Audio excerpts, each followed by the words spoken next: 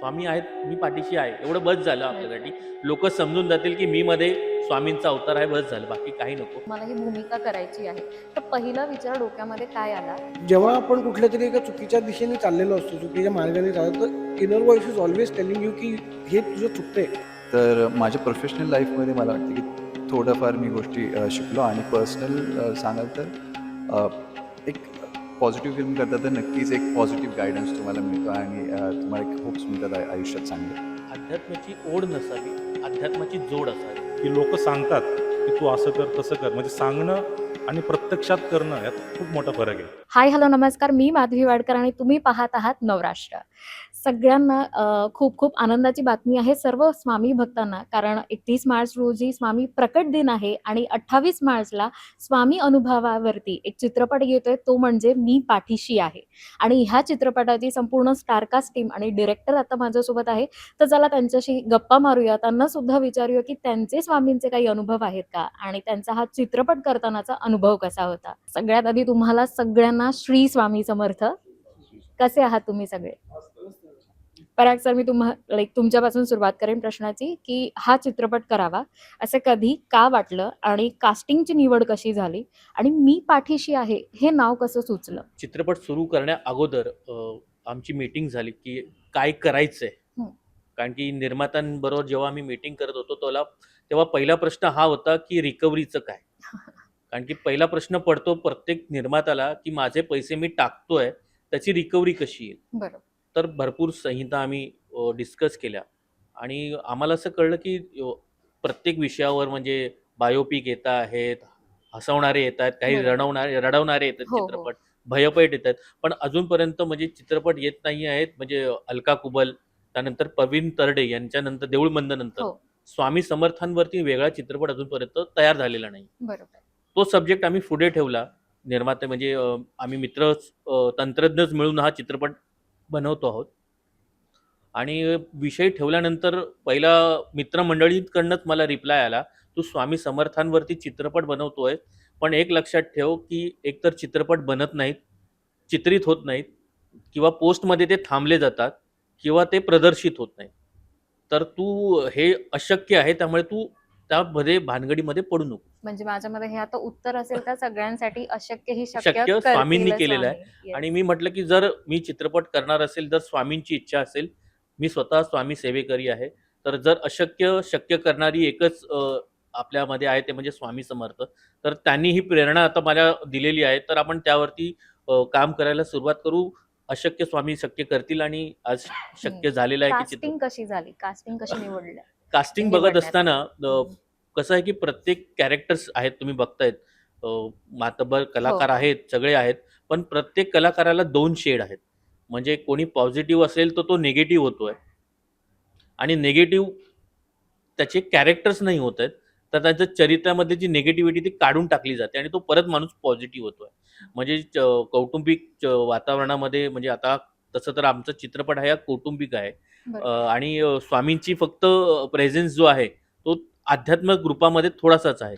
आजच्या या जीवनामध्ये प्रत्येक जण आहे, म्हणजे तरुणाई आहे, तुमचं नवरा बायको असू दे, सासू सून असू दे, कोणतंही नातं असू द्या, कुठलंही आपण नातं आहे Yes. त्याच्यामध्ये भांडणं व विचारांचे थोडेसे देवाणघेवाण, मतभेद रुसवे आहेतच. फुगवे. Yes. तर त्या मतभेदांमध्ये एक लक्ष्मण रेषा जी आहे, ती नात्यांची लक्ष्मण रेषा जर दोघांनी पण क्रॉस केली चांगल्यापणाने, तर ते पॉझिटिव्हली जाऊ शकतात. हा या चित्रपटाचा साधा सिंपल संदेश आहे. असं कुठलंही वैज्ञानिक ज्ञान आणि देण्याचा, आम्ही आध्यात्मिक ज्ञान देण्याचा प्रयत्न केलेला नाहीये. तुम्ही नातेसंबंध कसे टिकवू शकता, स्वामींनी ते दाखवून देण्याचा प्रयत्न केलेला आहे. म्हणजे कुठेतरी कौटुंबिक चित्रपट आहे की ज्याच्यामधून जाताना प्रेक्षक नक्कीच एक फॅमिली फॅमिली पर्सन मूव्ही म्हणून काहीतरी बोध घेऊन जाईल की नक्कीच. कसे त्यांना सुद्धा नातेसंबंध जपायचे आहेत आणि कसे चांगले ठेवायचे आहेत. बरोबर. आता मी येईन त्या नावाकडे, मी पाठीशी आहे हे नाव कसं, म्हणजे ह्याच्या मागे काही गोष्ट आहे का? गोष्ट अशी की आम्ही नावं काढत होतो की भिवू नकोस, म्हटलं मोठं नाव होतंय, भिवू नकोस, मी हम्म. तुझ्या पाठीशी आहे. मी म्हटलं की पाठीशी आहे ना, स्वामी आहेत, मी पाठीशी आहे, एवढं बस झालं आपल्यासाठी. लोक समजून जातील की मी मध्ये स्वामींचा अवतार आहे, बस झालं, बाकी काही नको. आणि यामध्ये आम्हाला चमत्कार काहीच दाखवायचा नव्हता. ह्याच्यामध्ये फक्त आणि फक्त स्वामींचा साक्षात्कार आहे. आणि खरंच ते नाव इतकं युनिक आहे, म्हणजे मी पाठीशी आहे ह्या नावातच सगळं काही आलंय असं वाटतंय. नक्कीच. आता मी तुमच्या तिघांकडे येईन आणि तुम्हाला विचारेन की जेव्हा तुम्हाला फोन आला की असा असा चित्रपट आहे आणि ह्यामध्ये तुम्हाला ही भूमिका करायची आहे, तर पहिला विचार डोक्यामध्ये काय आला? आणि भूमिका केल्यानंतर म्हणजे आत्ताचे तुम्ही चित्रपटा आधीचे आणि नंतरचे असा एखादा बदल तुम्हाला कुठला जाणवला स्वतःमध्ये? अ, पराग सरांचं आणि आमचा कॉन्टॅक्ट आधी फेसबुकवरचा कॉन्टॅक्ट होता. ओके. आम्ही फक्त फेसबुकवर बोलत होतो. पराग सर त्यावेळेस मला म्हणले होते, की माझी ज्यावेळेस फिल्म येईल, त्या फिल्ममध्ये तू असेल. मला तुला माझ्या फिल्ममध्ये कास्ट करायचं आहे. त्यानंतर खूप दिवस गेले. आय थिंक 1-1.5 वर्ष, 1-2 वर्ष गेले असतील. त्यानंतर त्यांचा मला फोन आला, की म्हणजे फेसबुकवर आमचं बोलणं आलं, की मला कॉन्टॅक्ट दे, आपण बोलूया. हं. मग आमचं बोलणं झालं. तर म्हणले माझी एक फिल्म आहे. तर त्यामध्ये कास्टिंगसाठी मला तुझ्याशी भेटायचं होतं. म्हणलं ठीक आहे आपण भेटू. मग आम्ही भेटलो. आणि ते म्हणले, की माझी एक फिल्म आहे, ती स्वामींवर आहे. तर म्हणलं मग स्वामींची फिल्म आहे, मग तुम्हाला असं कॅरेक्टर कसं हे होतंय? की नाही मी करेल बरोबर. त्यामध्ये 2 शेड आहेत. तू निगेटिव्ह तर तू करतोस. तुझे फिल्म्स जे आहेत आधीचे ते सगळे निगेटिव्ह शेडवाले आहेत. तर यामध्ये असं आहे, की तू निगेटिव्ह आहे नंतर तू पॉझिटिव्ह होतोय. पण ते कसं होतोय, त्याच्या मागचं रिझन काय, का ते कारणीभूत काऊन आहे, कशामुळे होतं, तर ते फिल्ममध्ये कळेलच. त्यानंतर सरांच्या कडून आम्ही स्टोरी ऐकली. स्टोरी ऐकल्यानंतर सरांना म्हटलं, "सर हे मला करायला नक्कीच आवडेल." कारण की या आधीचे माझे सगळे सिनेमे हे सगळे निगेटिव्ह शेडवाले आहेत. बरोबर. तर हीच माझी पहिली फिल्म असेल, की त्यामध्ये मी पॉझिटिव्ह पण शेड केलेला आहे. त्याच्या सॉरी टू मागचं इंटरप्ट विचारेन, आयुष्यात असं काही झालंय का की जे निगेटिव्हचं पॉझिटिव्ह झालंय?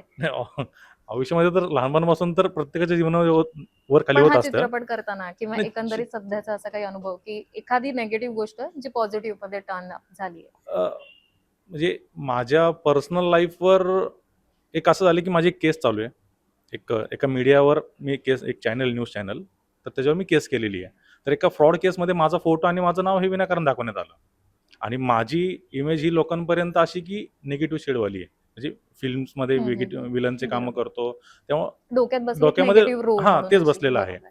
पण त्यानंतर माझी केस अशी, की त्यामध्ये मला कोणी सपोर्ट करू शकत नाही. ना कुठला पोलीस सपोर्ट करू शकतो, ना कुठलं पब्लिक. आई-वडील सुद्धा सपोर्ट करू शकत नाही. उलट आई-वडिलांसमोर माझी इमेज अशी झाली ती न्यूज बघून, की "प्रसाद तू यासाठी फिल्म इंडस्ट्रीमध्ये गेला का?" अशा वेळेला असं होतं, की घरचेच जर मला निगेटिव्ह बोलतात, तर मी बाहेरच्यांना काय कसं सांगू? काय सांगणार? आणि बरोबर. त्यात ही फिल्म अशी म्हणजे फिल्म इंडस्ट्री अशी आहे, की यामध्ये सपोर्ट करणारे फार कमी लोकं भेटतील. पण पाय ओढणारे खूप जण आहेत. तर त्यांना असं झालं, की मला ते लोकांसाठी निमित्त झालं, की बाबा अरे प्रसादला जर काय भेटत असेल ऑब्व्हियसली लोकं ते सांगणार, "अरे हा निगेटिव्ह ह्याला नको घेऊ." कारण डिरेक्टर माझी एक साऊथची फिल्म आहे माझी. तर माझं कॉन्ट्रॅक्ट म्हणजे ऑलमोस्ट तिथं सगळं साईन झालं. मला ॲडव्हान्स भेटला, सगळं झालं. पण त्यानंतर म्हणजे ती न्यूज जशी आली, त्यानंतर डिरेक्टर म्हणला, की "मी तुला घेऊ शकत नाही. आपण कॉन्ट्रॅक्ट कॅन्सल करू." म्हणलं, "सर काय झालं?" तर म्हणले, "प्रोड्युसर बोलत होते, की जर पिक्चरचा हिरो जर म्हणजे हा जर महाराष्ट्रामध्ये ह्याची इमेज आता निगेटिव्ह झाली न्यूजमुळं, तर त्या फिल्मला कोण जाणार बघायला? भिवू नकोस मी तुझ्या पाठीशी आहे." ही जी टॅगलाईन जी आहे, तर शूट करता ही म्हणजे रोजच शब्दामध्ये यायला लागलं ना ते. तर त्यानंतर मला असं झालं, की मी रागामध्ये खूप काही डिसिजन घेतले. आणि मला असं होतं, की ती केस करताना मला कोणाचा सपोर्ट नव्हता. अजून पण कोण मला सपोर्ट करत नाहीये. तर ती एक मी म्हणेल, की स्वामींच्या या टॅगलाईनमुळं काय म्हणतात ना, की आपण डिसिजन घेतो रागामध्ये किंवा विचार करून घेतो किंवा ते डिसिजन चुकीचे असतात किंवा बरोबर असतात.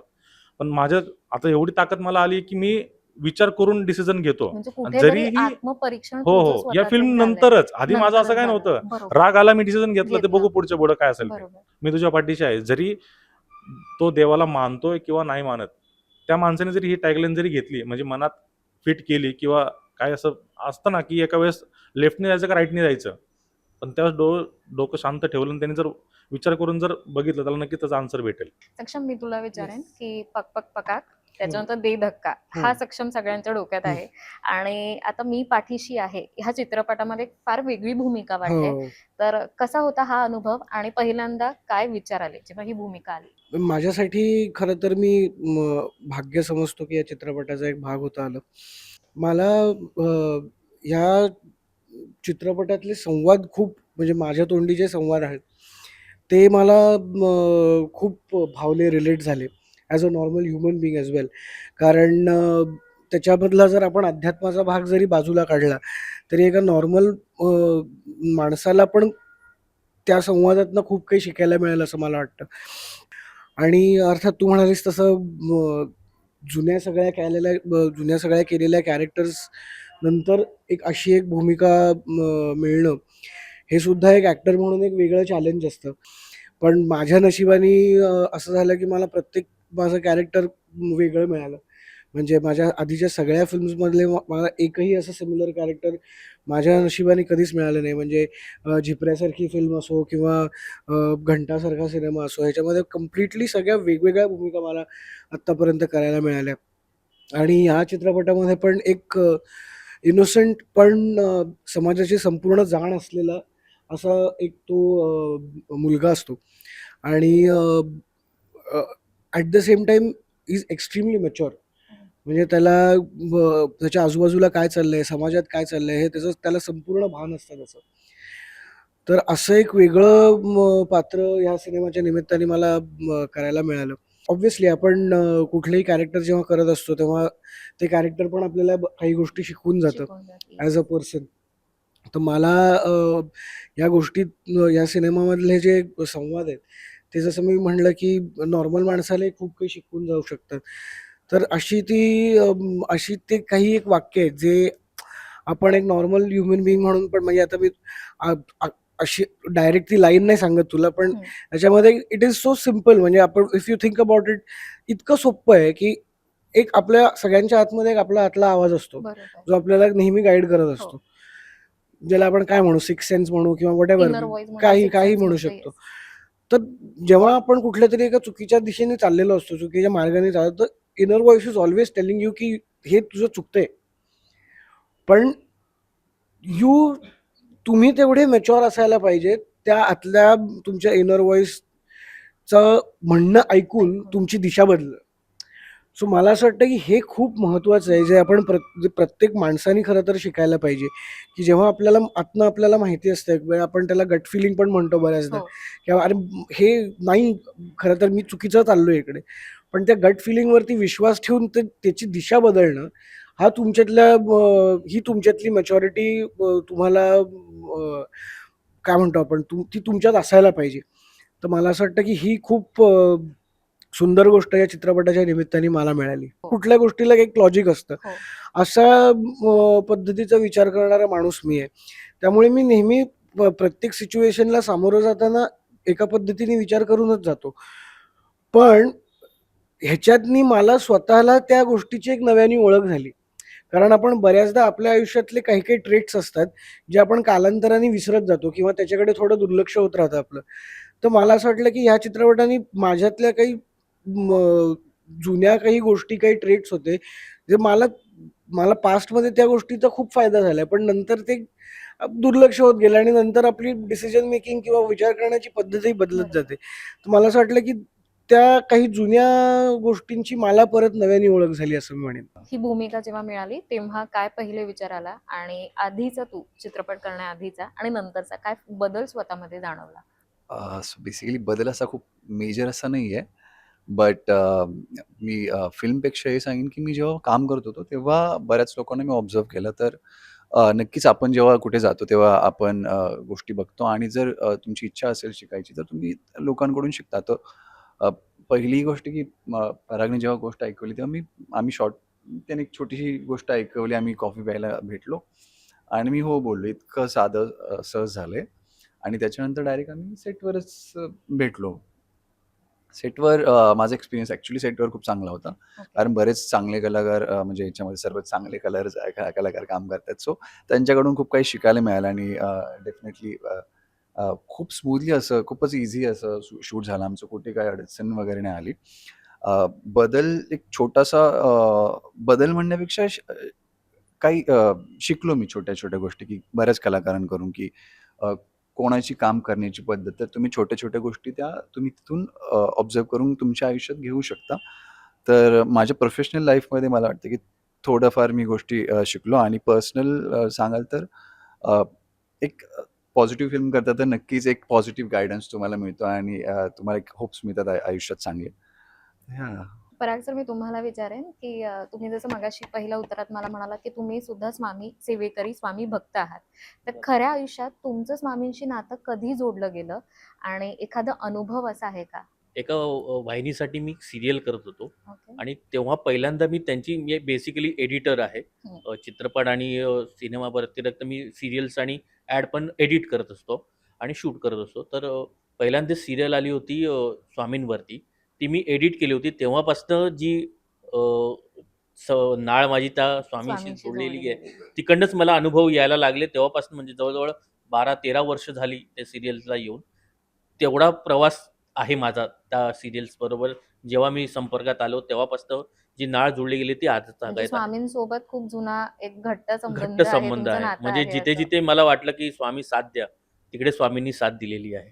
वाह! काही अनुभव असा सांगाल हा चित्रपट करतानाचा तुम्हाला स्वामींचा असा काही अनुभव आला किंवा खऱ्या आयुष्यात एखादा, कारण स्वामी भक्तांना फार अनुभव येतात स्वामींचे. तर नक्कीच, असा नक्कीच. तुम्हाला काही अनुभव आता आला का? मी स्वतः एडिटर असल्यामुळे काही सीन्स आमची शूट झाले होते आणि ती हार्ड ड्राईव्ह जी असते आपण हं. शूट केल्यानंतर हार्ड ड्राईव्ह जी असते, ती माझ्या निष्काळजीपणामुळे किंवा शूटच्या गडबडीमध्ये मी एका ठिकाणी ठेवून विसरून गेलो होतो आणि शूट झाल्यानंतर रात्री मला आठवलं, की अरे मी हार्ड ड्राईव्ह जी आहे ती तिथेच ठेवलेली आहे आणि सगळे प्रोडक्शन हाऊस घाबरून गेले, कारण की तो जर एकदा डेटा गेला, तर तो परत रिकव्हर करता येत नाही. तर आम्ही रात्रीच्या रात्री तिकडे त्या परत शूट प्लेसवरती गेलो आणि ती हार्ड ड्राईव्ह तशीच्या तशी काहीही त्याला डॅमेज न होता ती तशीच्या तशी तिकडे राहिलेली. म्हणजे मी मनात धावा करत होतो, की स्वामी सांभाळून घ्या, कारण की पूर्ण दिवसाचं निर्मात्यांचे पैसे लागलेले असतात. कलाकारांची पूर्ण मेहनत लागलेली असते. तर तेवढं सांभाळून घ्या. बरोबर. परत शूटचा दिवस वाढला आणि आपल्याला माहिती आहे निर्मात्यांचे पैसे अ, एक छोटं बजेट घेऊन आपण ही फिल्म स्टार्ट केलेली आहे आणि तो पल्ला पार पाडायचा एक ते बरोबर. दिवस वाढला, तर पूर्ण म्हणजे प्लॅनिंगचेच 3-13 वाटतील. तर बरोबर. मी स्वामींना साकडं घातलं, की स्वामी तेवढं जरा सांभाळून घ्या. तर स्वामींनी ते सांभाळून घेतले, की त्या हार्ड ड्राईव्हला काही झालं नव्हती. ती तशीच्या तशी तिकडे होती. आणि त्या अजून एक किस्सा म्हणजे शूटिंगमधलाच, की 2 दिवसाचं पॅचवर्क आमचं मुंबईला होतं. तर पुण्यावरनं आमची एक गाडी निघाली कॉस्ट्यूमची आणि सगळी आणि ॲक्सिडेंट झालं लोणावळ्यामध्ये आणि म्हणजे 6 वाजता ते ॲक्सिडेंट झालं आणि 9ची शिफ्ट होती. ॲक्सिडेंटमध्ये काही सामान आमचं दरीमध्ये गेलं आणि स्वामींच्या कृपेने कोणालाही दुखापत झाली नाही. पण सामान आलं तेव्हा आम्हाला कळलं, की कॉस्ट्यूमच्या काही बॅग्स मिसिंग आहेत. म्हणजे ज्या पाहिजे होत्या तेवढ्या सोडून बाकी सगळ्याच्या कॉस्ट्यूम जे आहेत ते दरीमध्ये गेलेले आहेत. म्हणजे त्या दिवशीचं जे शूटिंगचे जे कॉस्ट्यूम लागणार होते, तेवढेच त्या दिवशी वाचलेले होते. म्हणजे एवढा अनुभव आम्हाला त्या दिवशी आलेला दिवशी होता, की आलेला आहे. नाही बाबा स्वामी कुठेही तरी या चित्रपटाच्या मागे नेहमी पाठीशी आहेत. त्या पद्धतीने पाठीशी आहेत. तुम्हाला तिघांना विचारेन, तुम्ही स्वामी भक्त आहात का? आणि असाल तर तुमचं नातं कधी पहिल्यांदा तुमची आणि स्वामींची ओळख कधी झाली असं? मी आधी स्वामी भक्त नव्हतो. ओके. आमच्या घरामध्ये स्वामींची मूर्तीची स्थापना माझ्या हातूनच झाली आहे. पण तुम्ही आणि स्वामी ते भक्त नव्हता तेव्हा? त्यावेळेस नव्हतं. म्हणजे त्यावेळेला नव्हता. माझं मी आधी म्हणजे असं होतं, की देव इम्पोर्टंट आहेत मला. पण ते असं होतं, की मी काय करतोय हे माझ्यावर डिपेंड आहे. म्हणजे चुकलं तरी मीच चुकलो, बरोबर असलं तरी मीच चुकलो. म्हणजे बरोबर असलं तरी मीच बरोबर आहे. माझी ती संकल्पना कर्म होती आधी. आपण असं म्हणतो. आई म्हणली घरामध्ये मूर्ती आहे तर स्थापना करू. मग ब्राह्मण वगैरे बोलवले, मूर्तीची स्थापना केली. त्यानंतर मग आधीमध्ये मम्मीच्या सांगण्यावरून मी पाया पडत होतो, तेवढं मी केलं. पण नंतर असं एवढं काय माझं देवाचं म्हणजे एवढं मी मानतो, पण असं नाही की जास्त लक्ष देत नव्हतो. बरोबर. म्हणजे मी ऑफिस हं. म्हणजे माझ्याकडून उपवास जे म्हणतो ना, आई हं, म्हणायची हं. की उपवास पकड, उपवास हं, हं, पकड. हं. तर माझ्याकडून उपवास बी कधी पकडला जात नव्हता. मी ट्राय करत होतो, पण हं. दुपारी मला भूक लागायची, तर मी खाऊन जायचो. म्हणजे मी खायचो. तर मी मम्मीला सांगितलं की माझ्याकडून उपवास काय होत नाही, तर तू काय मला काय सांगू नको. पण नंतर मग असं झालं की आईला मी सांगतो की मी एक तुला सांगतो, उपवास मी करेल, पण कसला करेल त्या दिवशी जे असतं, चतुर्थी असेल किंवा हं, काय हं. असेल असं, त्या दिवशी नॉनव्हेज खाणार नाही. ओके. म्हणजे हा हा माझ्यासाठी उपवास उपवास आहे. असेल. तेवढं मी करेल. मी ते अल्मोस्ट 90% मी ते पाळतो. म्हणजे भले माझ्याकडून उपवास होत नाही, पण मी नॉनव्हेज त्या दिवशी खात नाही. मग ते एक होत गेलं. त्यानंतर स्वामींची ज्यावेळेस ही फिल्म करायला लागलो, त्यानंतर माझं म्हणजे आमच्या शूटिंगमध्ये 80% घरामध्ये म्हणजे समोर हं. मूर्ती होती स्वामींची. तर बरोबर. 80% शूट आमचं त्या मूर्तीच्या समोरच झालेलं आहे. तर रोज स्वामी समोर असताना ते आमचं अट्रॅक्शन वाढत गेलं. मला ते स्वामींचं खूप काही गोष्टी म्हणजे मला ती मूर्ती एवढी आवडली. तर मी सरांना सांगितलं बी, की "सर, ही मूर्ती खूपच भारी आहे." आणि ती बघताना त्यांच्याकडे बघताना वाटत नव्हतं, की ही मूर्ती असं वाटतं रिअल समोर बसलेत. त्यांचे ते डोळे किंवा ते बघताना जे मनात असतं ना काय स्ट्रेस हं, असेल हं. किंवा काय असं सॅडनेस असेल, तर तो आपोआप निघून जायचा ते बघताना. ते बघताना एक वेळ असं झालं, की सेकंड लास्ट दिवशी ऑब्व्हियसली रोज मी मूर्तीकडे बघत होतो, पण मला थोडासा फेस सॅड वाटला. म्हणजे काय असेल ते हां. चुकून असेल किंवा माझा तसा विचार झाला असेल, पण मला थोडं सॅड वाटलं. तर मी सरांना म्हणलं, की "सर मूर्तीमध्ये थोडंफार चेंज वाटतोय का?" सर त्यांच्या गडबडीमध्ये हं, शूटिंग, हं. मीटिंग हे ते सगळं त्यांच्या ह्याच्यामध्ये. पण सरांना म्हणलं, की "काय वाटतंय का सर?" सर म्हणले, "मला तर काय वाटत नाहीये." मी बाकीच्यांना पण सांगितलं. पण ते म्हणले, "नाही असं काही वाटत नाही." पण म्हणलं, की यार म्हणजे आता इथं 2 मूर्ती होती, इथं 2 आट्या म्हणतो ना आपण, हां, 2 हां, आट्या हां. होत्या. एक मोठी आणि एक छोटी. तर मला ती छोटी जी होती आटी ती मला दिसणंच म्हणजे मला दिसेनाच ती. हं. मला माहिती आहे की ती आटी होती, पण ती दिसत नाहीये. मी ह्यांना पण सांगितलं तर आता मला माहीत नाही बाकीच्यांनी किती ऑब्झर्व्ह केलं किंवा काय. पण नंतर सुहासिनी मॅडम होते. त्यांना म्हटलं, "मॅडम असं-असं झालेलं आहे, काय करायचं?" "काय नाही, एक काम कर, उद्या आपला लास्टचा दिवस आहे, तर आपण बघू उद्या." दुसऱ्या दिवशी मी आवर्जून बघितलं, तर तिकडे ती परत ती दिसली, अशी डार्क दिसली मला ती छोटीवाली. तर मला वाटलं, की मला असं वाटलं, की बाबा साक्षात आता म्हणजे स्वामींनी काहीतरी इशारा दिलेला आहे मला. दिलेलं आहे. असं मला ते झालं आणि तो सीन माझ्या लाईफटाईम लक्षामध्ये राहील आणि त्यांची जी हो. आहे, मी पाठीशी आहे. तर या शब्दामुळं माझ्या लाईफमध्ये खूप मोठा चेंज झालेला आहे. चेंज झालेला आहे. सक्षम काय सांगशील? आई-बाबा पण अध्यात्म? हां, म्हणजे आमच्याकडे सगळे खूप आपले प्रॅक्टिकल प्रॅक्टिकल थिंकिंग कर्म. आणि असे बरोबर. लोकं आहेत. पण जुन्या परंपरा आमच्याकडे आजही फॉलो होतात. ज्या आपल्या आजी-आजोबांपासून चालत आलेल्या आहेत. त्या परंपरा अजूनही चालू आहे. म्हणजे त्याला कुठल्याच बाबतीत कधीच डिसरिस्पेक्ट केला नाही गेला. म्हणजे आजी आध्यात्मिक होती. तिला देवपूजा नियमितपणे ती करायची. आता तिची परंपरा बाबा करतायत. म्हणजे एवढं आध्यात्मिक नसून पण एव्हरी सिंगल सकाळी ते उठून पूजा अंघोळ वगैरे झाल्यानंतर करायची. पूजा करतात आणि ते जेव्हा नसतात तेव्हा मी करत असतो. पण त्याच्यामध्ये आध्यात्मिक हा फॅक्टर खूप कमी आहे. कारण की मला असं वाटतं की तुमच्या नशिबात जे लिहिलेलं आहे ते तुम्हाला मिळणारच आहे आणि ते तुमच्या नशिबात लिहिलेलं तुमच्यापासून कोणी हिरावून घेऊ शकत नाही. आणि याच विचार सरणीने मी काम करत आलेलो आहे याच्या आधी. आणि अर्थात घरी प्रचंड म्हणजे अ, इतकं युनिव्हर्सबद्दल बोललं जातं, म्हणजे इतकं हो. सायन्सबद्दल बोललं जातं. म्हणजे मला असं वाटतं की म्हणजे मला ही जी गोष्ट माझ्या वडिलांनी मला सांगितलेली आहे ना, ती मला इतकी आवडते आणि म्हणजे ते म्हणतात की कसं आहे ना, हे बघ तुला सांगतो, एक अख्खं इन्फायनाईट युनिव्हर्स आहे. त्याच्यामध्ये इन्फायनाईट गॅलेक्सीज आहेत. त्या इन्फायनाईट गॅलेक्सीमध्ये आपली एक गॅलेक्सी आहे, मिल्की वे. त्याच्यामध्ये प्रचंड सोलर सिस्टम्स आहेत. कुठे खूप सोलर सिस्टम आहे. त्या कुठल्यातरी एका कोपऱ्यात आपला सूर्य आहे. त्या सूर्याच्या भोवती मर्क्युरी, व्हीनस, अर्थ तिसऱ्या नंबरवरती आपण फिरतोय. पृथ्वी. त्याच्यावरती एक अख्खं जग आहे. हो. त्याच्यामध्ये एवढी लोकं आहेत. त्या जगामध्ये एक भारत नावाचा देश आहे. त्या भारत नावाच्या देशामध्ये एक महाराष्ट्र नावाचं राज्य आहे. त्या महाराष्ट्र नावाच्या राज्यामध्ये एक पुणे नावाचं शहर आहे. त्या पुण्यामध्ये तू ह्या भागात राहतोयस. सो एवढ्या सगळ्या ह्याच्यामध्ये तू कोणीच नाही आहेस. जे मी म्हणूनच म्हणलं ना, की तुमचा आतला आवाज तुम्हाला काय सांगतोय आणि आपण जी आपल्यामध्ये जी एनर्जी आहे, आपल्यामध्ये जी ऊर्जा आहे, ती आपण युनिव्हर्सकडनं बॉरो केली आहे. आपण जेव्हा मरणार आहोत, तेव्हा ती आपण युनिव्हर्सला परत देऊन टाकणार आहोत. बरोबर. सो आपण त्या बॉरो केलेल्या एनर्जीचा कसा वापर करतोय, हे आपण ठरवायला पाहिजे. म्हणजे मी ते एनर्जी वाया घालवतोय, का ती काहीतरी चांगलं काम करून सत्कारणी लावतोय, ह्याचा डिसिजन माझा आहे. आणि तेच हे पण सांगतात, की 2 चॉईसेस आहेत. एक हे आहे तू जे करतोय, एक हे आहे ज्याने चांगलं होणार आहे. तू ठरवायचं आहे. सो इट इज तो शेवटी तुमचा आतला आवाज आहे जो तुम्हाला गाईड करत असतो, असं मला वाटतं.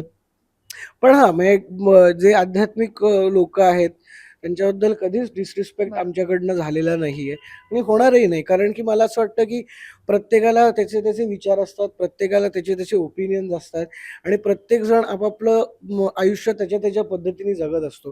तुम्ही त्याला उगाचच काहीतरी जाऊन सांगणार, मग त्याला उगाच वाईट वाटणार, त्याच्यात कशाला पडायचं? त्या प्रत्येकाला त्याचं आयुष्य जगण्याचा त्याचा अधिकार आहे. सो कोणाबद्दलही असं कधी डिसरिस्पेक्ट नाही. सगळं व्यवस्थित आहे. पण आमच्या परिवारामध्ये असं वातावरण आहे. मी ना तुझ्या विषयाला जोडूनच विषय विचारेन, म्हणजे सगळ्यांसाठीच असेल. जसा अध्यात्म हा विषय आला, खरं तर असं होतं की आता एक पिढी आहे म्हणा किंवा एक काही समुदाय आहे जो फार अध्यात्माकडे वळतोय आणि जे महत्त्व पटवून देतात की अध्यात्म खूप महत्त्वाचं आहे. पण आमच्यासारखे सुद्धा काही जण आहेत की जेव्हा आई सांगते की पाया पडून मगच बाहेर पड, आणि ते लोक जेव्हा विचार करतात की मेहनतीवरती सगळं आहे, ना की मी पाया पडून गेली म्हणून तो दिवस चांगलाच जाईल. तर ह्याबद्दल तुमचे ओपिनियन काय आहेत असं मला ऐकायला आवडेल. म्हणजे तुम्हाला अध्यात्माबद्दल काय वाटतं की ओढ असावी, अध्यात्म खरंच इम्पॉर्टंट आहे का? अध्यात्माची ओढ नसावी, अध्यात्माची जोड असावी. ओके. तुमची मेहनत, तुमचे कष्ट, तुमचं ज्ञान हे तुम्हाला पुढे जायला शिकवत असतं. पण कुठेतरी एक शाबासकीची थाप पाहिजे असते, जे प्रत्येकाला वाटते की आईने द्यावी, वडिलांनी द्यावी, आपल्या मित्रपरिवाराने द्यावी आणि गुरूंनी पण द्यावी. बरोबर. कारण की शिकवणारे हे गुरु असतात आणि त्यातलेच गुरु आपण आध्यात्मिक गुरु बोलू शकतो हे लोक आहेत. तर त्यांची पण शाबासकीची थाप आपल्याला हवी असते की हा चांगल्या मार्गाने जातोय. कुठलाही गुरु तुम्हाला हा थाप देणार नाही की तू वाईट मार्गाला जातोयस.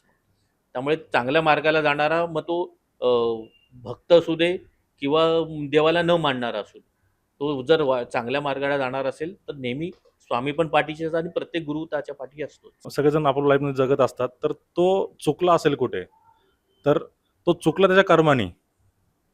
म्हणजे जसं सांगतो की जसं सक्षमने सांगितलं की प्रत्येकाच्या लाईफमध्ये कोणतरी एक जण असतो सांगणार की बाबा 2 वे आहेत तुझ्यासमोर, हा चांगला हा वाईट आहे. पण समोरच्याकडे तेवढी ताकद पाहिजे किंवा ताकद पाहिजे की ते हा जो समोरचा माणूस मला सांगतोय ते ते समजलं. चूक आहे का बरोबर आहे, बरोबर. ती ताकद आली पाहिजे. नाहीतर लोक काय करतात, "अरे सांगतोय ह्याचं कुठं ऐकू." म्हणजे लोक असं करून त्याला इग्नोर करतात. नंतर त्याला काही दिवसानंतर, वर्षानंतर किंवा काही वेळानंतर त्याला रिअलाईज होतं की अरे त्या माणसाने मला सांगितलं होतं, हे असं नव्हतं करायला, मी हे चुकलो, मी त्याचं का नाही ऐकलं. हे नंतर त्यांना कळतं. मग असेच ही फिल्म पण आमची अशीच आहे की असे प्रत्येकाच्या लाईफमध्ये माणूस येत असतो. फक्त ते ओळखण्याची ताकद त्याला भेटली पाहिजे. तुमच्या खऱ्या आयुष्यात असं कोण माणूस आहे, जसं सक्षमची भूमिका त्यामध्ये आहे की एक इन्स्पायरिंग आहे, पॉझिटिव्ह माणूस आहे जो आपल्या आजूबाजूला आहे आणि त्याच्यामुळे कुठेतरी तो पॉझिटिव्ह आपल्याला एक व्हायब्रेशन्स देतो आणि नेहमी चांगले रस्ते दाखवतो. पहिल्या प्रश्नाचं उत्तर देईन. हां. आईने सांगितलं की जर माझी Yes. आई सांगते प्रत्येक वेळी आणि मी पडतो न विचार करता. कारण माझ्यासाठी माझी आई सगळ्यात जास्त महत्त्वाची आहे. तिथे मी कुठले फॅक्ट्स वगैरे काही चेक वगैरे करत नाही. माझी आजी असेल किंवा आई असेल, त्यांना एखादी गोष्ट आवडत असेल, तर मी बरोबर. ज्ञानेश्वरीच्या पारायणाला वगैरे बसतो आणि मी त्यातून चांगलं मला काही घेता येईल ते घेतो. जास्त विचार न करता. कारण काही नाते जास्त महत्त्वाचे असतात. मला असं वाटतं की हे मुळात मी क्युरियस आहे गोष्टींबद्दल की मला असं वाटतं मला काही माहिती नाही आहे अजूनपर्यंत तरी. वाचतो वगैरे मी पण एखादी गोष्ट आईने सांगितली तर डेफिनेटली करेल. आणि दुसरा प्रश्न आता विचारला? जसं मी म्हटलं की एक पॉझिटिव्ह व्यक्तिमत्व दाखवलेलं आहे, तसं हं. तुमच्या आयुष्यात असं व्यक्ती कोण आहे की जो नेहमी तुमच्यासोबत पाठीशी आहे, पॉझिटिव्ह एनर्जी देतो आणि चांगलं वाईट हे सगळं सांगत असतो? अ, बऱ्याच वेगळे लोक असं एकच मला वेगवेगळ्या परिस्थितीत हां, वेगवेगळे. परिस्थिती कधी-कधी आपण लहान मुलांकडून पण काही शिकतो. पण खूप जास्त वेळ असेल तर मला वाटतं माझा भाऊ आहे, लहान भाऊ. अ, तो कायम माझ्या मागे उभा असतो. तो मला सांगत असतो, "दादा काही पण होऊ दे, I will be there for you." आणि तो असतो कायम, आजपर्यंत आहे. मी मध्ये जॉब सोडला 2020 मध्ये आणि तो जॉब करतोय आता सध्या. तर तो कायम मला सांगतो, की "नाही, तू कर." आणि तो असतो. असं बोलणारे खूप असतात, पण करणारे. बट करणारे कमी असतात. सो आय थिंक भाऊ. सक्षम तुझ्यासाठी? माझी फॅमिली, आई-बाबा, बहीण सगळेच म्हणजे त्यांच्याशिवाय मी आत्तापर्यंत इथपर्यंत पोहोचू शकलो नसतो. कारण की त्यांचा माझ्या प्रत्येक डिसिजनला त्यांचा 100% पाठिंबा असतो आणि बऱ्याच वेळेला कानही ओढले जातात. जेव्हा काही चुकीचा निर्णय मी घ्यायला जात असतो तेव्हा अ, मला त्याच्याबद्दलही ॲडवाईस दिलं जातं आणि मी असं म्हटलं ना, की किंवा हा पण जसं म्हणला, की आपल्याला सांगतायत, तर आपण त्याला किती महत्त्व द्यायचं, हे शेवटी आपल्यावरती आहे. पण फॅमिली ही गोष्ट अशी आहे ना, की त्यांनी सांगितलेली गोष्ट ही तुमच्या नेहमी चांगल्यासाठीच असते. म्हणजे ते तुमच्या वाईटाचा विचार का करतील ना आणि त्यांनी तुम्हाला जन्म दिलेला आहे, त्यांनी सगळं तुमचं आयुष्य लहानाचं मोठं केलेलं आहे. तर मला असं वाटतं, की त्यांच्या शिवाय आज मी काहीही करू शकलो नसतो. आणि दुसरी म्हणजे बाकी ज्यांनी माझ्या आयुष्यात मला अ, काही टप्प्यांमध्ये खूप सपोर्ट केला. म्हणजे मला नाटकाची आवड ज्या व्यक्तीकडनं निर्माण झाली, तो व्यक्ती माझ्यासाठी खूप अजूनही सपोर्टिव्ह आहे किंवा त्या व्यक्तीने माझ्या आयुष्यात म ती आवड निर्माण केली.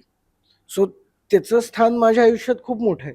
म्हणजे पुढे जाऊन सिनेमा जेव्हा मी केला, तेव्हा पहिला चित्रपट ज्या व्यक्तीने दिला त्याचं स्थान माझ्या आयुष्यात हे नेहमी मोठं राहणारच आहे. आणि त्याच्यानंतर मी सातत्याने ज्या लोकांबरोबर काम करतो, सो त्यांचा माझ्या आयुष्यातला इम्पोर्टन्स हा कधी कमी होणारच नाही. त्यांच्याबद्दलचा माझ्या मनात असलेला त्यांच्याबद्दलचा आदर, रिस्पेक्ट हा कधी कमी होणारच नाही. तसं ऑब्व्हियसली माझ्यासोबत पण माझे आई वडील फॅमिलीच आहे. पण जर म्हणलं ना की सपोर्ट कोणाचा आहे किंवा फॅमिली, ऑब्व्हियसली ते कुठलाच माणूस असं म्हणू शकत नाही की मला माझ्या आई वडिलांचा सपोर्ट नाही बरोबर. किंवा ते माझ्या पाठीशी नाहीत. ते ऑब्व्हियसली ते राहणार, मरते दम तक ते राहणारच आहेत. पण असे काय कोइन्सिडन्स माझ्या लाईफमध्ये झाले, तर मी आता असं समजतो की मला सपोर्ट कोणाचा असेल तर मला माझा सपोर्ट आहे.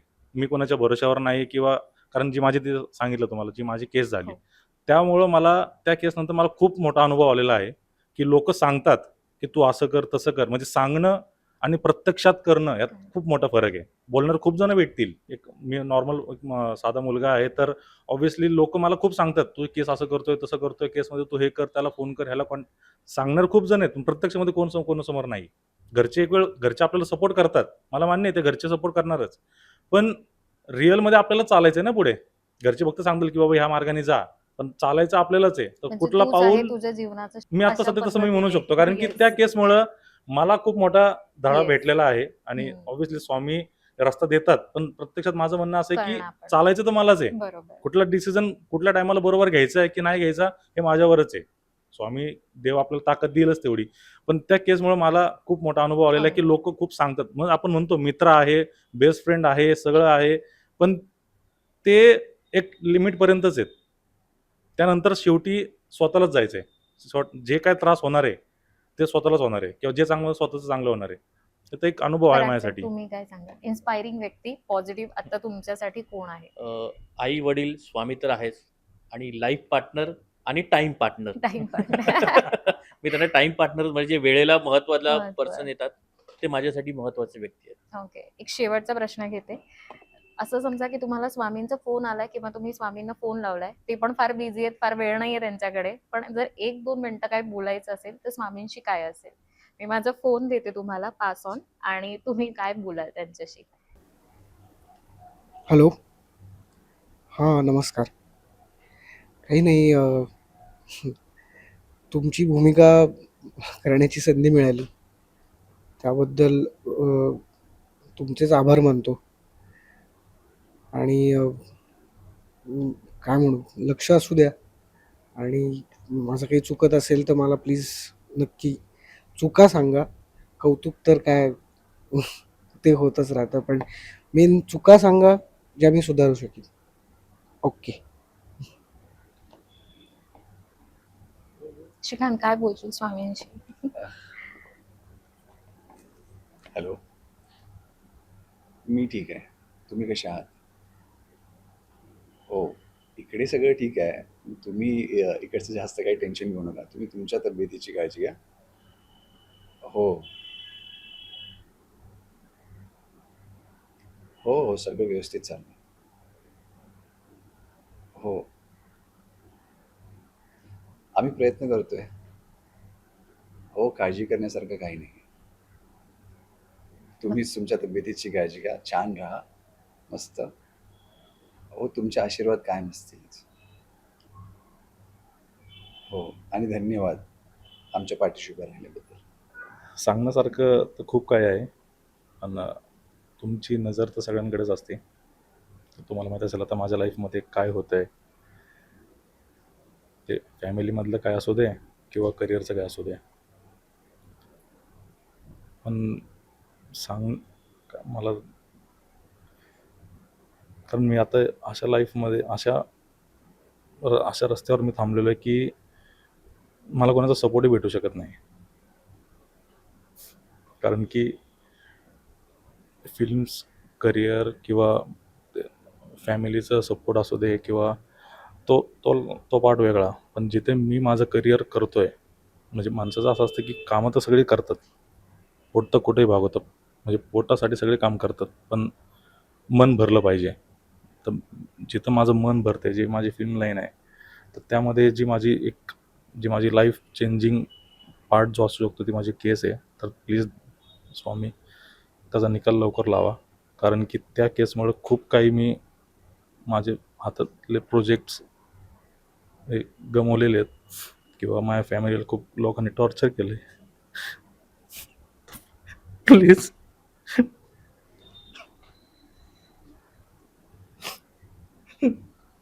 प्लीज त्याचा योग्य तो निकाल लवकर लावा, कारण की एक वेळ माझ्यात ताकद आहे, मी लोकांना उत्तर देऊ शकतो,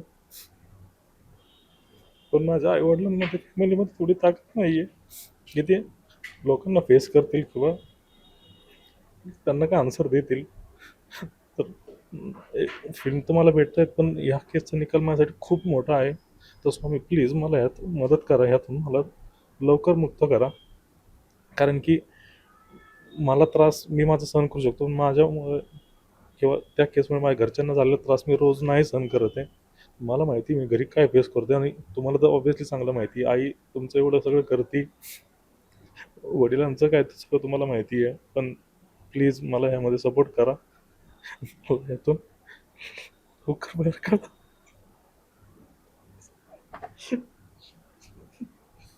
तुम्ही कायम माझ्या पाठीशी राहा, आता तुमची खूप गरज आहे मला, प्लीज.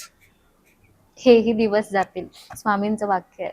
तसंच लक्षात ठेव प्रसाद, आणि हे पण दिवस जातील. नाही नाही, इट्स ओके. थोडं बोलू? थांबूया.